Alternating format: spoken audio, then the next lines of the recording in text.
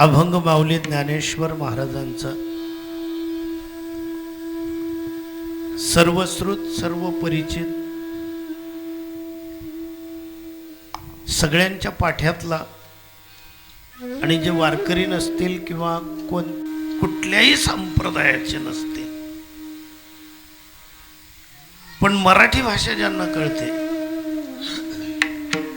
रूप पाहता लोचनी सुख झाले हो साजणी, सुंदर ते ध्यान उभे विटेवरी आणि देवाची द्वारी उभा क्षणभरी. या तीन अभंगांचं किमान पहिलं चरण तरी प्रत्येकाचं पाठ असतं, स्त्रिया पुरुष सगळ्यांच्या. आणि ज्यांचं किमान एक चरण या तीन अभंगांचं पाठ नसेल तर अर्ध तर जरूर असतं. या तिघही अभंगांचं पहिल्या चरणाचा अर्धा भाग सगळ्यांचा पाठ आहे. जो या मातीमध्ये मराठी मातीत जन्माला येतो तो हे अर्धे अर्धे तीन चरण पाठ करतोच, होतातच त्याचे ते. तो भले वारकरी असो नसो, कीर्तनाला आला न आला, आयुष्यात एकही कीर्तन ऐकलं नाही ऐकलं, त्याला पटेल ते धंदे, पटेल ते पिणं खाणं काहीही असेल, पण किमान हे तीन अभंगाचे पहिल्या चरणाचे पूर्वार्ध पाठ असतात. आणि मराठी मातीत जन्माला येऊन ज्याचे हे तीन अभंगाचे किमान अर्धे अर्धे चरणही पाठ नसतील मग त्याने महाराष्ट्र सोडून द्यावं किंवा आपल्या लिव्हिंगवर नेटिव्ह प्लेस इन महाराष्ट्र हे लिहिणं बंद करावं. कारण हे तीन अभंग आपल्या नसा नसांमध्ये मुरलेले आहेत. या अभंगामध्ये ज्ञानेश्वर महाराजांनी एकच सांगितलं, कारण इथे आध्यात्मिक वादळ निर्माण करणारा एक असा शब्द आहे, त्याचं नाव आहे साजणी. अध्यात्म जगतामध्ये एवढी खळबळ माजवली या एका शब्दाने. जर सांगितलं रूप पाहता लोचनी सुख झाले ओ साजणी, लगेच गोंधळ उभा. अज्ञानी माणसांनी कधीच केलं नाही. आजपर्यंतच राष्ट्राचं असो जगाचं असो, जेवढं नुकसान विद्वान लोकांनी केलंय तेवढं सामान्य लोकांनी केलेलंच नाही. जे चांगले अर्थ समजू शकतात त्यांनी जेवढा गैरअर्थ काढला, ज्यांना कळतच नाही, शंकाही नाही, संशय नाही, समस्या नाही. फक्त एक ज्ञानेश्वर महाराजांचा अभंग आहे, रूप पाहिलं लोचनामध्ये आणि सुख झालं, बस त्यांचा विषय संपला. मग त्यांना टेन्शन नाही. मग ह्या अटॅक येऊन मरणारे बुद्धिमानच का असतात? जे बुद्धीच्या जास्त भानगडीत पडतच नाहीत, अटॅक येऊन कामच नाही. अटॅक लोक भिडतच नाही. त्या कोरोना माहितीच नाही, त्याच्या कथा ज्ञान कथा निघ्या. जे विचार करत बसले गुजरात मध्ये अमेरिकेत म्हणे तो आजच जर पडायला. चिकित्सक नसावं, वैचारिक पातळी शुद्ध असावी. कोण आहे साजणी? कुणाला म्हटलं त्यांनी साजणी? आध्यात्मिक बाजूने जर पाहत असाल, बोलले कुणाशी कुणाशीच नाही, स्वतःशीच बोलले. मग स्वतःमध्ये साजणी कोण आहे? देवमयी बुद्धी. दोन प्रकार आहेत बुद्धीचे, एक भक्तीमध्ये अडकलेली आणि एक मायेमध्ये अडकलेली. मायेमध्ये सुद्धा दोन प्रकार आहेत, ईश्वरीय माया आणि प्रापंचिक माया. काहींची ईश्वरीय मायेमध्ये येऊन सुद्धा, आता आम्ही सगळे जेवढेही कीर्तनकार आहोत, आम्हाला संसारही करायचा आहे आणि इकडे देवही शोधायचा आहे. देव सापडी तर वय सापडी, पण आजच संसार उचकाडी देतोस. दोघं बाजू, ईश्वरीय माया प्रापंचिक माया, दोघं माये. हा, ज्या मायेची रेंज जास्त असेल तिच्यात आपला कल जास्त असतो, परिणाम आणि फळ तीच जास्त. देवमयी झालेली बुद्धी, देव शोधायला निघालेली बुद्धी, आणि तो देव सापडल्यानंतर ज्ञानोबांनी त्या बुद्धीला आवाज दिला, अगं ए साजणी, अगं बाई मी रूप पाहिलं आणि पाहता क्षणी मी सुखी झालो नाही. विचारलं त्या साजणीने, त्या देवमयी बुद्धीने, पाहिलं रूप तुम्ही पण कुणाचं? अगं तो रामावतारामध्ये पंचवटी पासून किष्किंधे पासून तर थेट लंकेपर्यंत ज्या वानरांच्या सहयोगाने सेतू बांधून रामेश्वरहून लंकेपर्यंत पोहोचणारा तो राम, हा विटेवर उभा आहे ना, हा विठ्ठल, हा राम आहे. बुद्धीला समजून दिलं अजून गणित. अगं बाई तो जो गोपाळांसमवेत वाळवंटांमध्ये गायी आणि गोपींसमवेत ज्याने रासक्रीडा केली तो माधव, तो मुरलीधर, हा विठ्ठल विटेवर जो उभा आहे ना कर्कटीवर ठेवून याला पाहिलं, याचं रूप पाहिलं बाई मी. पण हा विठ्ठल तो राम आहे किंवा तो राम हा विठ्ठल आहे, तो कृष्ण हा विठ्ठल आहे, हे समीकरण उलगडण्यासाठी आणि समजण्यासाठी बहुता सुकृताची जोडी, अनंत जन्माचा पुण्य ठेवा, एकत्र यावा लागतो. तेव्हा कुठे समीकरण समजतं आपल्याला की राम अवतार आहे, कृष्ण अवतार आहे. मग हे कोण आहे? ते हरी आहे. हरीचा अवताराशी काही एक संबंध नसतो. हरी हे अवस्था आहे, हरी हा अवतार नाही. आणि हे समीकरण उलगडण्यासाठी अनंत जन्माचं पुण्य असावं लागतं बाई. पहा, मी त्याला पाहिलं आणि सुखी झाले. बुद्धीने विचारलं, नुसतं पाहिल्याबरोबर तुम्ही सुखी कसे काय झाले हो? सांगितलं त्यांनी कारण. अगं बाई, ज्याला मी पाहिलं ना तो जगातली नाही ब्रह्मांडातली जेवढी सुख आहेत त्या सगळ्या सुखांचं तो आगर आहे, तो घर आहे, तो भांडार आहे. आणि त्या भांडारामध्येच मी जाऊन पोहोचले. तो कोण आहे माहितीये? ही रखुमाबाई आहे ना, या रखुमा देवीचा पती जो आहे ना विठ्ठल बाप रखुमा देवी. बरोबर. अगं बाई, मी याला पाहिलं आणि पाहता क्षणी सुखी झाले. सालाबादाप्रमाणे चालणारा आपला सप्ताह आजच्या कीर्तनाचे यजमान माझ्याकडे लिहून दिलेले आहे. माजी उपसरपंच, विद्यमान सदस्य वसंत सावता महाराज मंदिर समिती सदस्य, गावातील सामाजिक व आध्यात्मिक कार्यक्षेत्रात अग्रेसर असणारे माननीय महेश भाऊ राजेंद्र माळी आलेत का? कुठे? धुळ्याला गेले.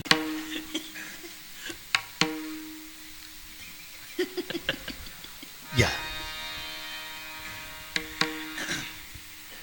कीर्तनासाठी हजर असणार कापडणे गावातील संपूर्ण भजनी मंडळ, सगळे कापडण्याचेच आहेत ना. त्यात आमचे महाराजजी, युवराज महाराज, बापू महाराज, ज्यांच्याकडे आमचं संध्याकाळचं जेवण झालं आता, जगदीश माळी म्हणजे भैया महाराज, बिलाडीहून आलेली सर्व मंडळी, भाऊसाहेब आणि त्यांचे सहकारी. साऊंड सेवा चांगली आहे. थोडा आवाज देता का? इको नका देऊ.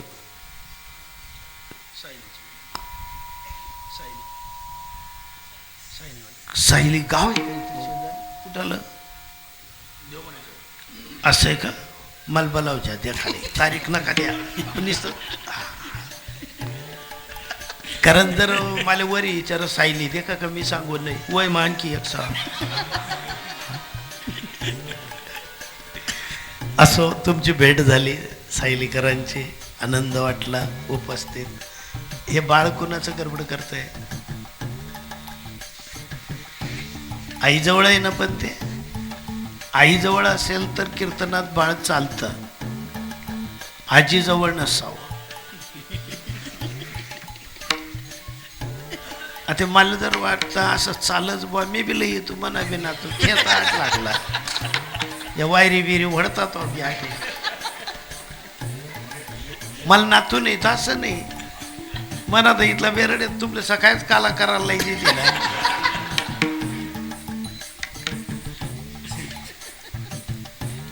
त्यांनी जर माझ्याकडे काही मागितलं आणि मी जर नाही म्हटलं तुमना आर्गन पोट टाकसू, तुमना तबला पोट टाकसू.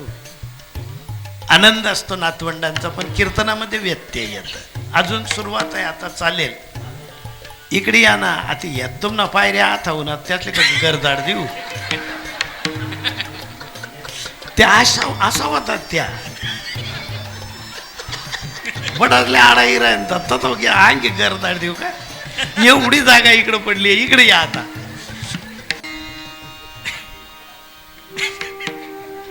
मस्तक हे पायावरी या वारकरी संतांच्या. एक उपक्रम इतका आवडला मला इथला. सगळं मंडळ गावातलं असणं म्हणजे जवळजवळ 70% खर्च वाचतो. कारण आता मोठा उकलणार सुद्धा 400 रुपये रोज लिहिर आहे. निघणार तर जाऊच द्या.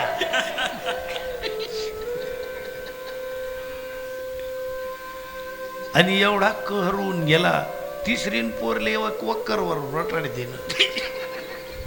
मग आई बहीण काय करूया, ते नाही ती बरोबर करत, ती त्यानं बरोबर करावं, मला बरोबर करते. मला बिना पैसा निघणार तरी मला बागी जाईल. बाहेरून इकडून तिकडून कोणाला बोलवून मीठ मिरच्या घालतील आणि मसाला सांगतील त्यापेक्षा आपले आहेत ना. आणि ज्या बाबांना आपण चालू त्यांना बोलवायचं. त्यामध्ये काय तुम्ही बी मी कथा तू तथा. आपलं जे मान्य करतील, आपल्या घरी जे अंथरूण आहे ते ज्यांना चालेल त्या पाहुण्यांना मुक्कामी ठेवा. सगळ्या भगिनींना नम्र विनंती, पाहुणा येवाना पहिले काय जाडाण्याची बेडशीट बदलावून बदलाई द्या. नाही तर तताईन पाहुणा पायऱ्या चढ राहणार, तुम्ही आताही जाडण्या फिराई राहणार. एकदम दुवाड लक्कन. हो, अपशकून. त्या घरात लक्ष्मी नांदत नाही. थांबा थांबा थांबा, आई बेडशीट बदलाव. त्यान दुवाड लक्कन. अगोदर काय इस्टिमेट येऊन गेले ना, आमने माटी पडेल होई के ना पोतरा पडेल होती तटी जलपटी तोही आपला घरण बसे. गृहस्थाश्रमी लोक होता, पण संन्यासी किंवा साधू नाही. आता एक ठिकाणी तर असं झालं, आम्ही गेल्या गेल्या त्या नातूला सांगितलं, आजीने म्हणजे तुम माझी चाठी राहिली, बाबासले पाणी लई. तो भाऊ पाणीनं ग्लास भरा आणि पियत पियत ये. रामबू म्हणे त्याने तर तोंडलाई दिलं. म्हणतं लावू द्या, शबरीने बी तोंडलाई दिलं होतं. रामने का फेकी देतात का त्या. मग उन्हा तो भाऊ म्हणतं पाणी चांगलं आहे का, तू पिऊन पाहिलं का. हा म्हणे बाबा. आजी म्हणजे तू पेत पेतो ना का. तुमना नातू आहे, मना बी नातू लागी तो लहान बाळ आहे, चुकला चुकला, काय बिघडलं त्याच्यात. नाही ना म्हणे, पण पाहुणं असले असं देणं पाणी योग्य देखील राहणं का. म्हणतो तुम्ही मन गर्वण्याने. आमनागर त्या दोन्ही बाया बाजारमध्ये जायलो, त्यात आमनागर पाहुणा यात मी पाणी लेवाल गो. ती मातनी मग मन नातून जुत्त सापडलं. विठ्ठल विठ्ठल. त्याला जर एक चालणे शिक्षा व्हायला पाहिजे, मला तर जन्म टेपच व्हायला पाहिजे.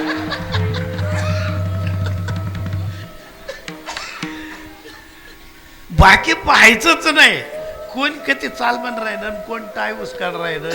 हा, शिकायचा प्रयत्न करायचा. ज्यांच्याकडनं होत असेल ना, आपण हळू वाचायचं, हळू वाचायचं.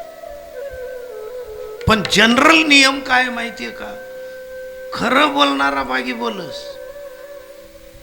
आणि धजान लबाड बोलाव 4 जण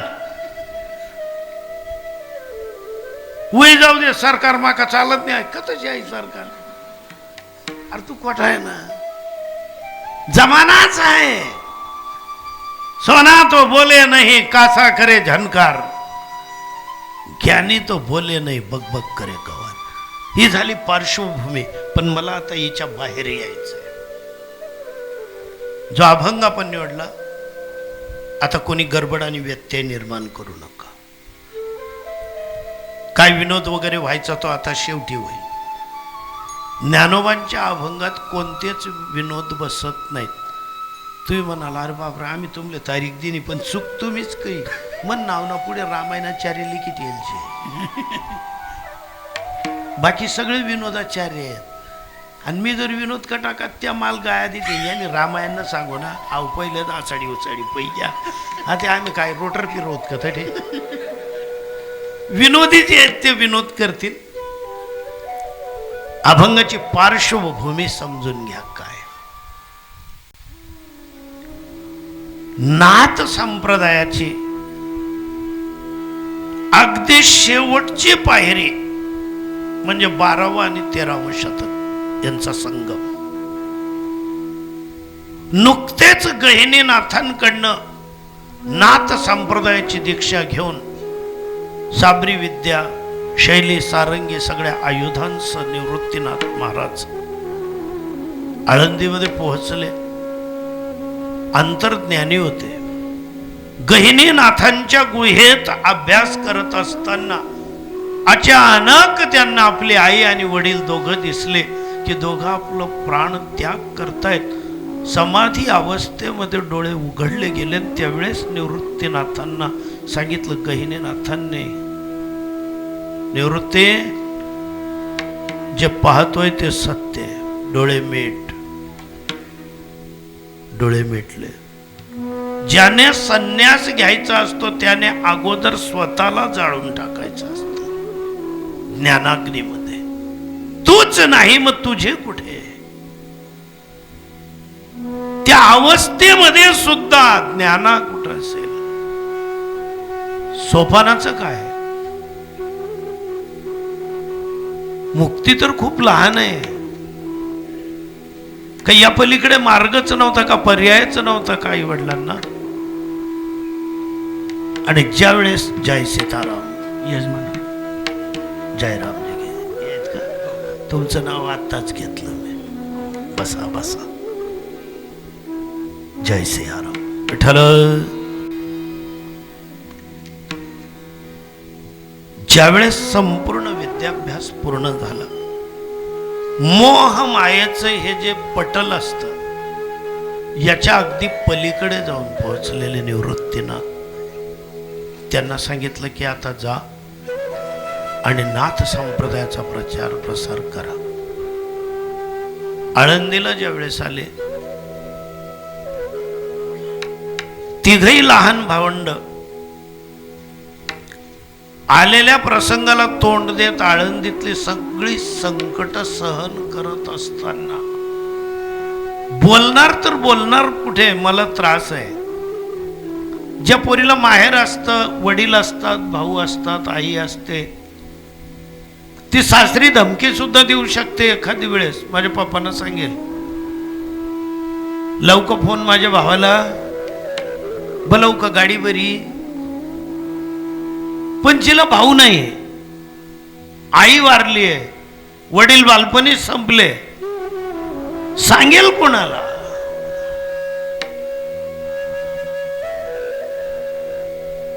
दोघं भावंड लहान रडायचे ज्ञानोबांजवळ सांगायचे पण ज्ञानोबाने कुठे रडायचं. ज्ञानी होण्याच्या भानगडीत पडू नका शिवाय मोठं व्हायच्या भानगडीत पडू नका. लहान्यांना रडता येतं. कुठेतरी कोणाच्या तरी खांद्यावर डोकं टेकवता येतं. गळागळा रडता येतं. नसले नाते तर मित्राच्या खांद्यावर डोकं टेकवता येतं. पुरुषांना सांगतो एक मित्र असा जोडून ठेवा की कधीही आपलं चुकत असेल तर आपलं पद पदव्या हुद्दे श्रीमंती हे न पाहता आपल्याला बोलू शकला पाहिजे की शहाणपणा करतो का माझ आला का तुला पाहावं लागेल का तुझ्याकडे. एवढ्या हक्काने बोलणारा पाहिजे. आणि ज्या दिवशी आपल्याला उभं आला त्याच्या घरी कुणालाही न विचारता सरळ किचनमध्ये जाऊन डब्याचं झाकण उघडून एक पोळी आणि जी असेल ती भाजी चटणी घ्यायचा अधिकार असेल एवढा एक मित्र ठेवा जीवनात. बायांनी एक मैत्रीण जोडा सासरी किंवा माहेरी कुठेही. कधीही उभं आलं म्हणजे तिच्या खांद्यावर गळ्यात गळा घालून तुम्हाला गळा गळा रडता आलं पाहिजे. जेन सांगे माता देवकीसी, जेन सांगे पिता वसुदेवाशी, ते अंतकरणीचे तुझसी बोली जात असे. अंतकरणातलं बोलायची जागा पुरुषांसाठी मित्र आणि स्त्रियांसाठी मैत्रीण आहे. तुम्हाला अजून एक पर्याय आहे, उभं आलं तर तुमच्याकडे माहेर आहे.